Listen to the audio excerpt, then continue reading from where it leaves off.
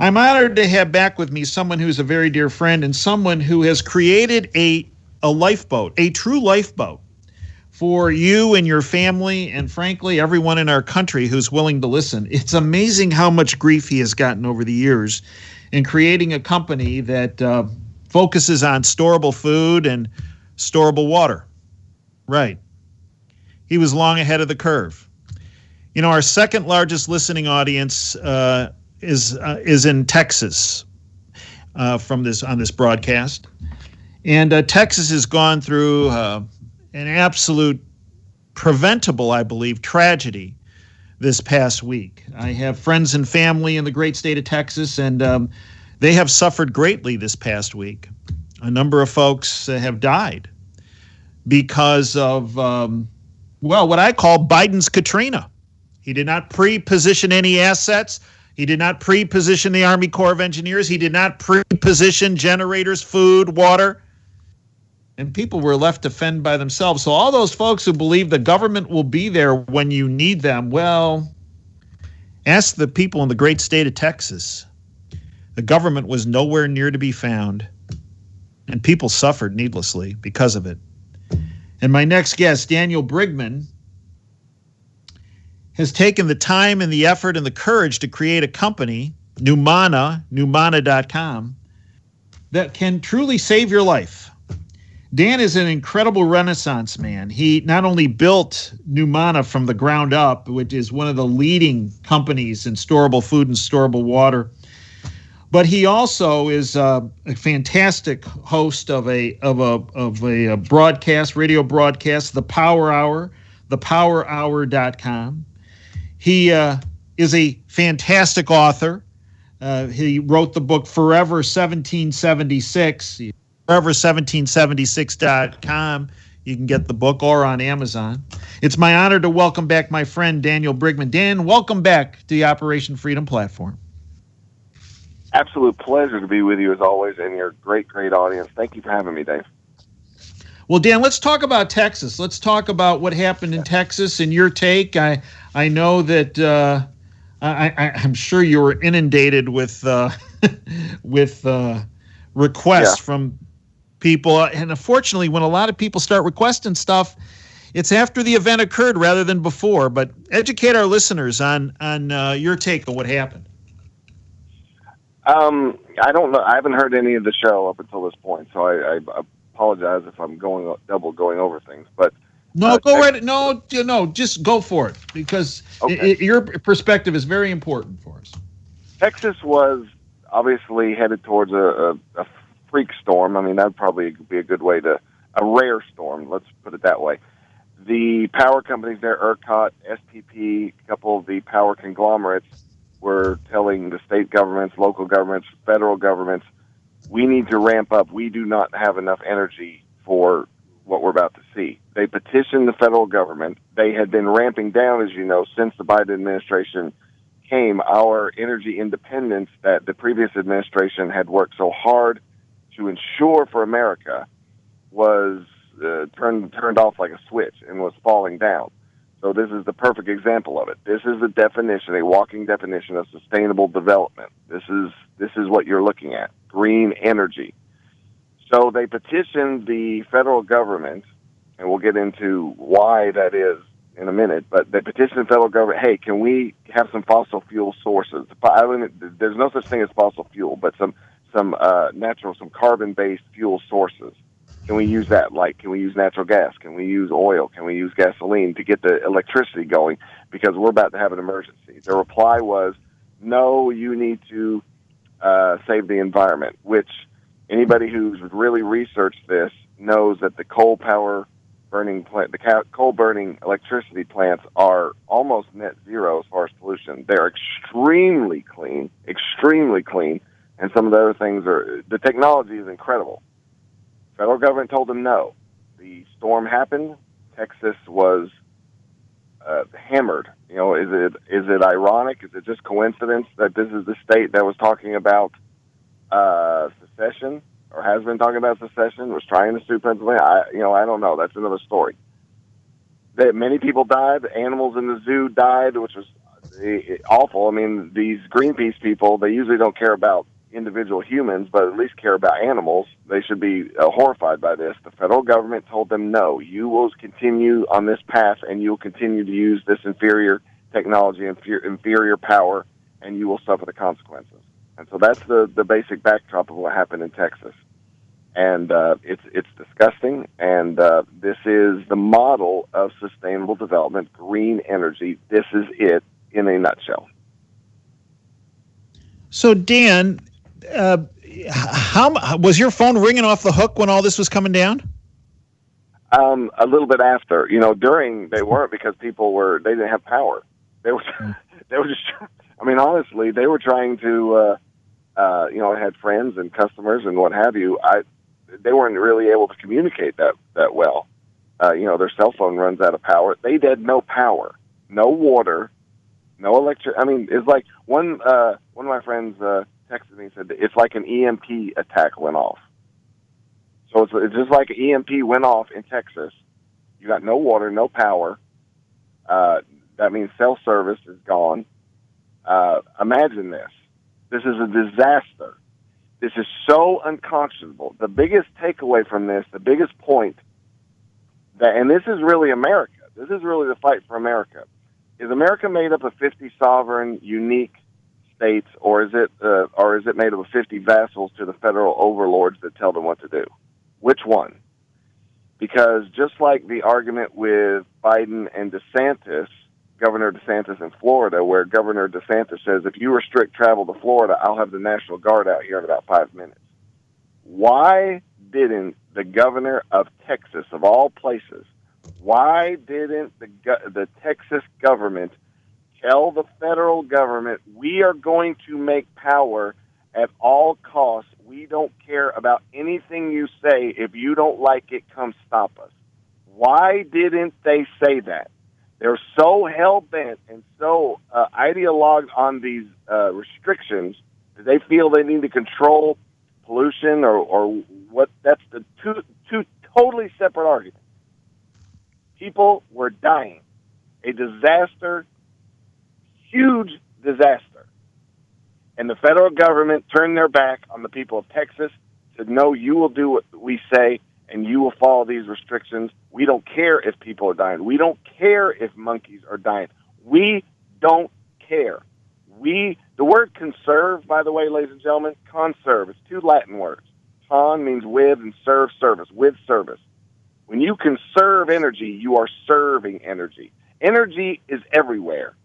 And the last administrations proved that you can be energy independent, that we can be energy independent, that we can be self-reliant. And with a stroke of a pen, and about a month later, the Biden administration has proven that they don't care about man's unalienable endowment by the Creator and dominion over this earth and their ability to live their life. I mean, whether the coal power plants are polluting or not, whether natural gas is polluting or not, whether it's irrelevant at the level of disaster we are talking about. And so they put their agenda, their political agenda, their political, this golden goose, this of green energy or sustainable development or a Hunger Games type mentality, they put it ahead of massive suffering, of human suffering and human lives. Massive. This is disgusting. This is the beginning. Well, in my opinion, you want me to forecast this a little bit?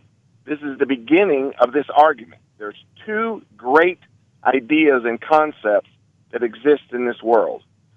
Is mankind divinely endowed with authority from heavenly realms, or is it a natural resource to be harvested and used in a greater plan of the whole of the earth by some force wanting to be above us? Which one?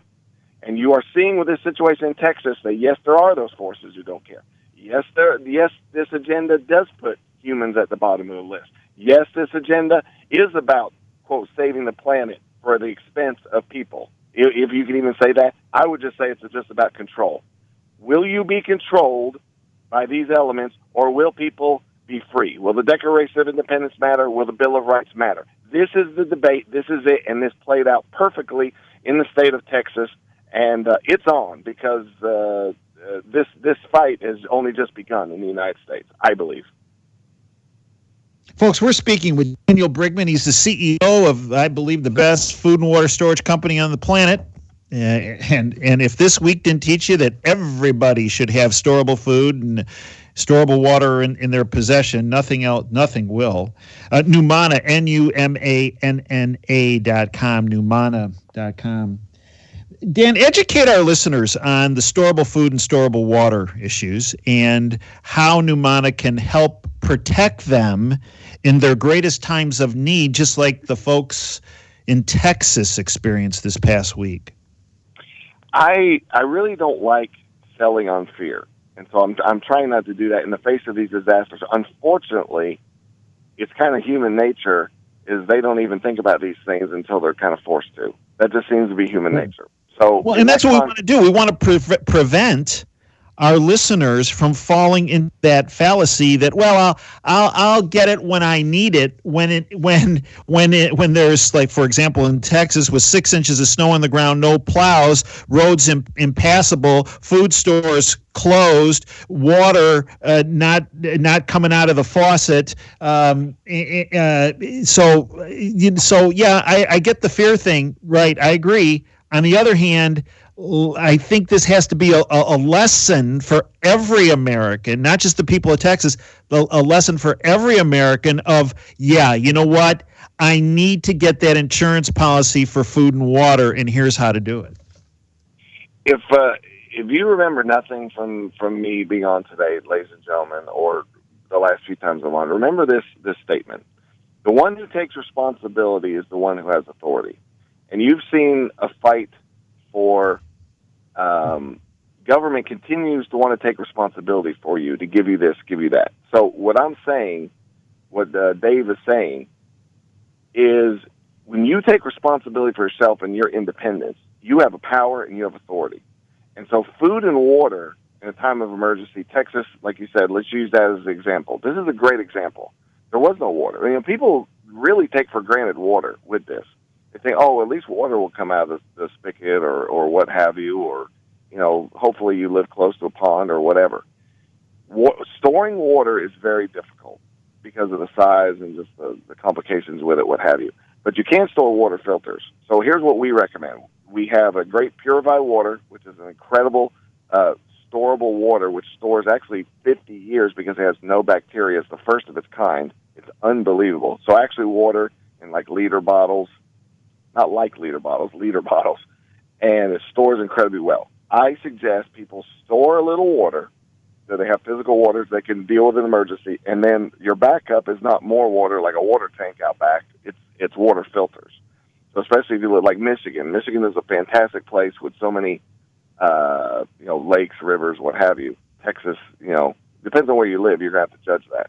The water filters will allow you, the Duraflow water filters are the best out there, gravity fed. You just pour the water in the top, you put the filters, simple to use, and the water comes down and it's pure as can be. And it has end-of-life testing. They're the only filters with end-of-life testing. That means when your life depends on it, like it does in Texas right now, you know that you can count on these filters.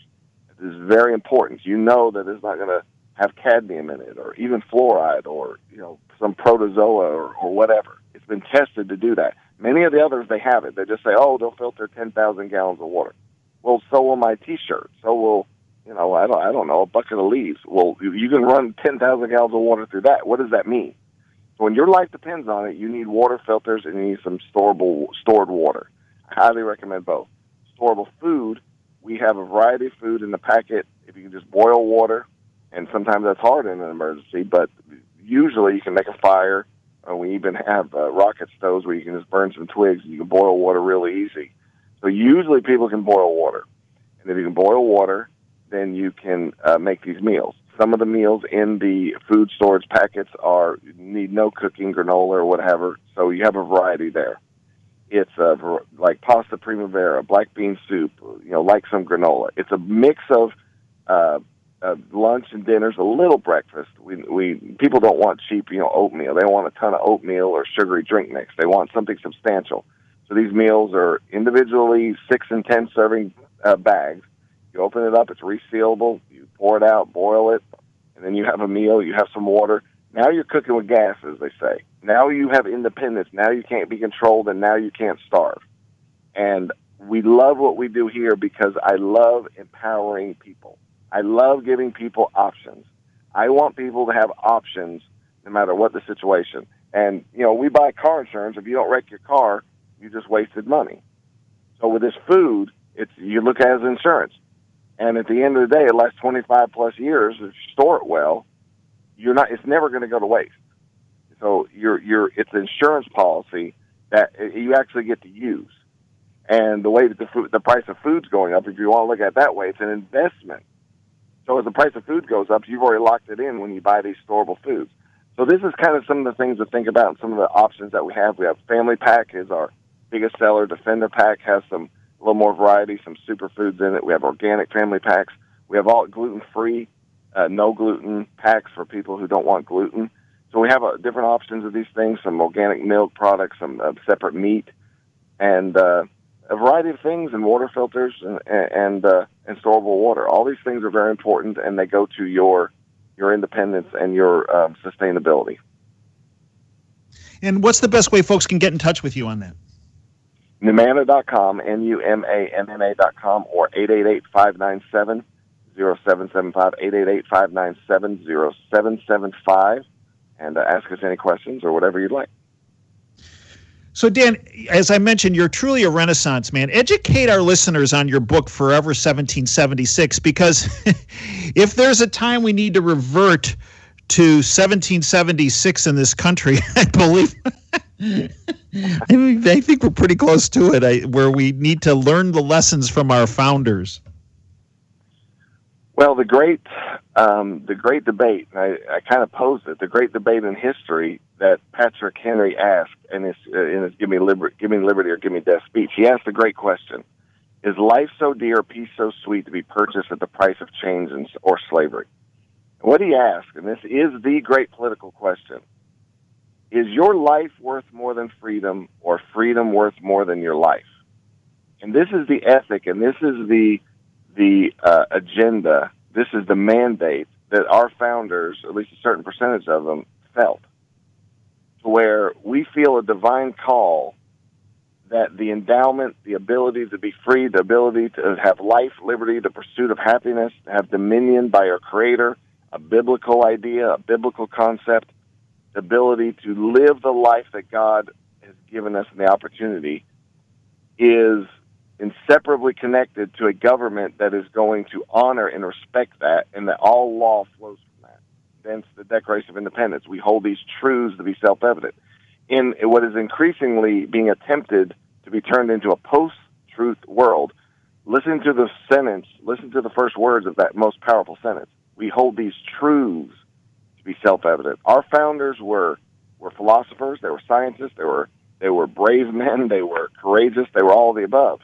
And they looked at the world and felt that they could discover truth. And this truth is that we are endowed by our Creator, and that government's only purpose is to secure the rights given.